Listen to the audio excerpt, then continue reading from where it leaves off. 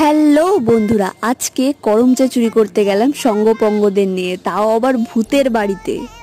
না না, এটা ভূতের বাড়ি না, চলো তোমাদেরকেও ভূতের বাড়িটা ঘুরে দেখাই। করমচা খাওয়ার এত লোভ আমাদের, ভূতের বাড়ি জেনেও সেখানে করমচা আনতে চলে গেলাম। কিন্তু আমাদের সাথে যে এটা হবে বুঝতে পারিনি।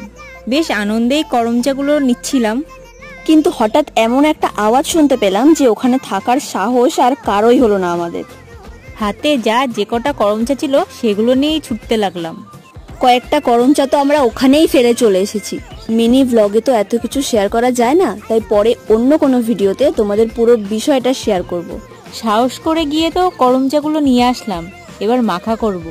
তাই করমচাগুলো ধুয়ে কেটে বীজ বের করে নিলাম, কারণ বীজগুলো খুব তেতো হয়। তারপর এর মধ্যে লবণ আর লঙ্কার গুঁড়ো দিয়ে মেখে নিলাম।